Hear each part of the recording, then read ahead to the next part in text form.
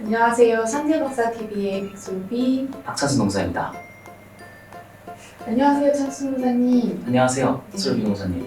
아니 요새 산재 승인 나고 나면 저희가 보험급여 신청하잖아요. 맞아요. 근데 아버님들이 내가 평소에 받던 일당에 비해서 보험금액이 너무 적다 이런 얘기를 많이 하세요. 맞습니다. 그래서 오늘은 보험금액 산정이 기초가 되는 평균 임금에 대해서 이야기해볼까 합니다. 맞아요. 평균 임금 관련해가지고 되게 할 말이 많은 것 같아요. 산재 승인이 잘 된 것까지는 좋은데 왜 이렇게 보상이 좀 낮게 나왔냐 이렇게 말씀하시는 분들이 많고 해서 평균 임금에 관한 오해가 되게 많은 것 같아서 한번 같이 얘기해보면 좋을 것 같습니다. 일단 일용 근로자의 경우에는 산재법상에서 평균 임금을 일당의 73%로 정하고 있잖아요. 맞아요. 그러다 보니까 30만 원의 일당을 받는 분들도 이제 그 법이 적용이 되면 사실상 21만 9천 원이 평균 임금으로 산정이 되는 거죠. 그리고 특히 휴업급여 역시 법에서 70%만 지급되도록 정해져 있기 때문에 또 거기에서 70%로 계산을 하게 되면 생각했던 금액보다는 좀 많이 다르게 받으실 수가 있죠.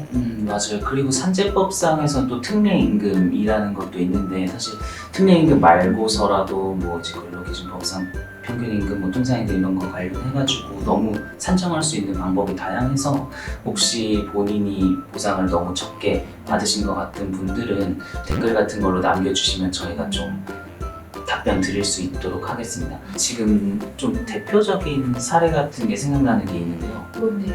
일단은 본인이 생각하셨던 것보다 너무 많이 받거나 너무 적게 받거나 이런 경우가 또 양쪽으로 있더라고요. 예를 들어서 하루에 일을 한 3시간 정도씩만 하시는 분들 같은 경우에 하루에 뭐 일당 6만 원 정도 받으시는 분들이나 뭐 아니면 하루에 일당을 엄청나게 많이 받으셔가지고 50만 원 이상 받으시는 분들 같은 경우에는 본인이 생각했던 것보다 너무 작게 혹은 너무 많게 이렇게 보상을 받으시는 경우가 있는데 이런 거는 일단은 산재보상보험법에 최고보상이랑 최저보상이 기준이 정해져 있기 때문에 2025년 기준으로 하면은 최저보상이 한 8만 원 정도, 최고보상이 25만 8천 원 정도로 이제 기준이 정해져 있어서 너무 높거나 낮은 임금은 좀 의미가 없어지는 경우도 있는 것 같아요.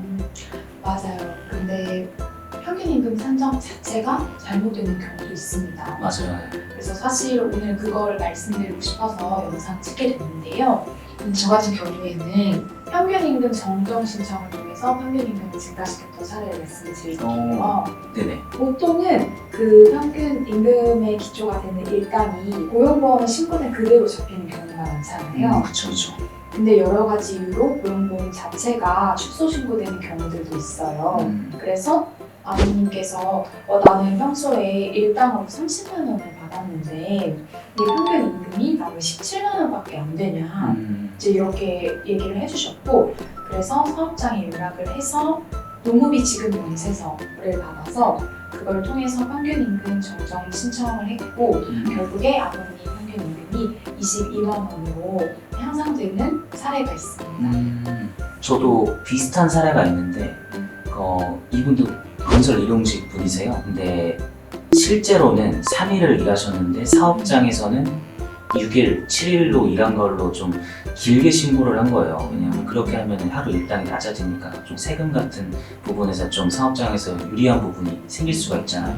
그래서 이분 같은 경우에는 원래는 일당이 30만 원인데 고용보험에는 15만 원으로 신고가 되어 있는 그런 안타까운 상황이었어요. 그래서 저희가 이제 실제로 의뢰해 주신 분이 언제 일했는지 현장에서도 확인해보고 그다음에 그분께서는 또 따로 데스라나 캘린더에 본인이 일하신 것들을 다 작성해 놓으신 게 있어서 그런 것들을 다 정리해서 근로복지공단에다가 평균임금 정정 신청을 했고 실제로 일당이 15만 원에서 30만 원으로 이렇게 올라간 사례가 있었습니다. 그리고 또 하나 또 생각나는 게 있는데 이분 같은 경우에는 좀 큰 대기업에서 근무하시는 상용 근로자분이셨어요. 근데 그런 경우에는 근로복지공단에서는 사업장 규모에 따라서 또 임금이 적용이 달리되는 게 있거든요. 근데 이분이 실제 지급받으신 그 월급으로 평균 임금이 산정된 거예요. 그래서 이분은 근로자 수에 비례하는 걸로 평균 임금을 산정하면 훨씬 더 올라갈 수 있는 분이었고 저희가 그 부분을 근로복지공단에다가 말씀드려서 평균 임금이 이제 원래 정해졌던 것보다 좀 되게 높게 산정되었던 그런 또 사례도 있었습니다. 오, 대단하시네요. 이게 네. 사업주의 협조 없이 평균임금을 정정한다는 것 자체가 되게 쉽지 않은 거잖아요. 맞아요, 맞습니다. 아, 역시 이사 노무사들 대단한 것 같습니다. 이렇게 평균임금 선정에 대해서 잘 모른다면 이렇게 놓치는 보상액들이 많아질 수밖에 없겠죠. 맞아요. 그래서 아무래도 전문가하고 상담을 해서 진행을 하시는 게 좋을 것 같은데요. 궁금한 점이 있으시다면 이 사안에 상담을 해주시면 좋겠습니다. 지금까지 산재박사TV의 백솔비 박사진 의사였습니다.